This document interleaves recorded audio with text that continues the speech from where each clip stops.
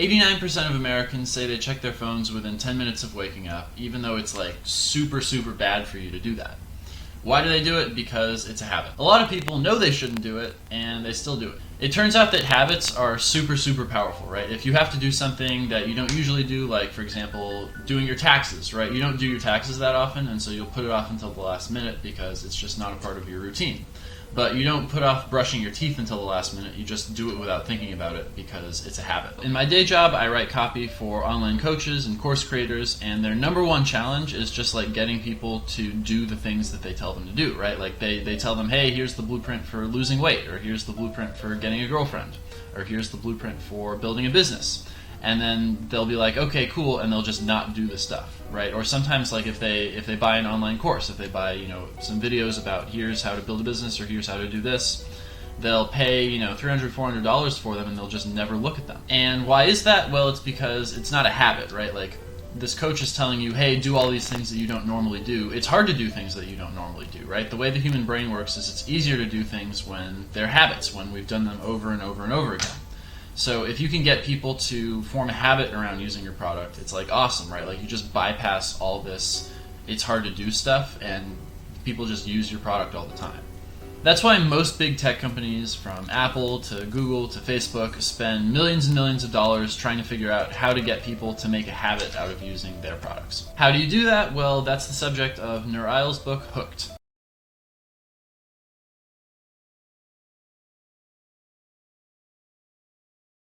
Nir Eyal has this 4-stage model for how to make your products more habit-forming, right? Like every single business book in the world has these weird graphs and models and charts, and this book is no exception. And on Nir Eyal's chart, there are 4 things. And the first is triggers. You have to get people to start using your product, and so you have to kind of nudge them, right? So this is, for example, if you're using Duolingo and you don't use Duolingo for a day, then they'll send you a notification on the app saying, or on your phone saying like, hey, how come you haven't practiced Spanish today? And they'll send you an email being like, hey, you got to practice Spanish today.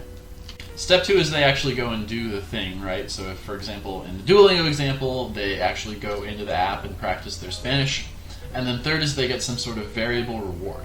So for Duolingo, that could be, you get these points when you complete a lesson. It's better if the reward isn't the same every time, just for psychology reasons. I'm not really sure the evolutionary reason behind this, but for example, if you go to a slot machine and the slot machine always pays out 1 coin, then it gets boring. But if you go to the slot machine and sometimes it pays out nothing, and every now and then it pays out something, and every once in a while there's this huge jackpot, then that's super exciting and you want to go back to the slot machine, and you'll just sit there like a zombie at the slot machine for hours and hours and hours.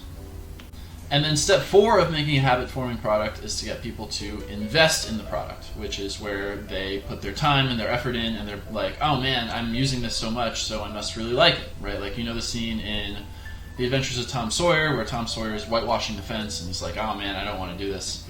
And so his friend comes along, and he's like, oh man, I'm having so much fun whitewashing this fence. I would never let you whitewash this fence. And then the guy pays $5 to whitewash the fence.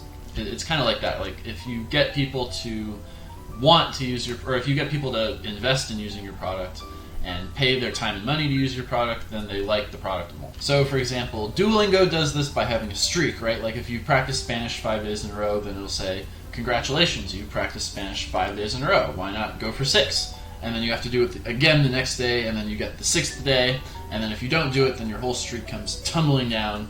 I went to this summer camp when I was in high school where we couldn't use our phones all day, and there was this girl who cried and cried and cried because her 100-day Snapchat streak with her friend was going to end. It was the most heartbreaking thing ever. So that's the power of investment for you. Part of making a habit-forming product is just making a really good product, right? And the example that Nir Eyal gives is Amazon. So if you go on Amazon and you buy a book or something, then Amazon probably has that book in stock, but if somebody else who's selling on Amazon has the book in stock at a cheaper price than Amazon, they'll show you the cheaper price. And so if you want to go and price shop and compare prices and figure out who's cheapest, you can go on Amazon. And Amazon loses some money because they recommend a competitor's product, but they also make money because you feel like, okay, if I want to go where the best price is, I can just go on Amazon, and so people are more likely to go on Amazon. But if people are using your product all the time, then you don't need to have a really good product, you just need to have the first product, right? So the example here is Google search. People can't usually tell the difference between Google search results and Bing search results. Bing is considered to be just as good as Google by most experts, and yet people constantly use Google. They almost never use Bing. Why? Because they use Google all the time. They never really thought about using Bing. They don't see a reason to switch, and so they just do it without thinking about it. They use Google. Now you're probably wondering, like, is this okay, right? Like, is it good that people can just make these addictive products and get people hooked on them? And to the author's credit, he does spend a lot of time talking about this, right? He dedicates a whole chapter to, is this moral? And the answer he comes up with is yes, if the product that you're selling is good and you're building good habits, right? Like, if you get somebody hooked on brushing their teeth, if you get somebody to make a habit out of brushing their teeth, then that's a good thing, because it means they're not going to have as many cavities, they're not going to have to go to a dentist and have this huge, expensive, painful treatment. So that's good, right? But it's probably like way easier to get people to form bad habits, right? Like, bad habits are, like, the things that hit us in the head with dopamine are usually more habit forming than the things that are actually good for us, right? Like, we don't get pleasure every time we brush our teeth. We just do it without thinking about it. And so it's much harder to apply Nir Eyal's framework of giving people a reward if there's no reward. It's a lot easier to get people hooked on social media or cigarettes or porn than it is to get them hooked on something that's actually good for them. The author does say, like, hey, don't use this stuff for evil, only use this stuff for products that you would actually use yourself, but, like, come on, we all know that's not going to happen. Like, people are going to use this stuff for evil. People are already using this stuff for evil, right? Like, if you're addicted to Instagram, then that's proof that people are already using this stuff for evil. In today's world, you got to understand that every single app on your phone is trying to get you addicted, and you have to be really, really deliberate about what habits you want to form and what habits you don't want to form. So thanks so much for checking out Theo's Book Club. If you're new around here, I'm Theo, and I make brief videos like this one about the big ideas in the books that I read so that you can learn everything that I learned, and so you can decide, do I want to read these books for myself? If you like this video, then do me a big favor, hit the like button. It's right down there. It tells YouTube, hey, this is a good video and we should show it to more people, which I would greatly appreciate because I just started this channel and I have like 150 subscribers now. And on that note, you can also hit the subscribe button if you want these videos to pop up in your feed instead of, you know, the addicting cat videos or whatever you normally get in your YouTube. And until next time, don't get hooked and have a great day.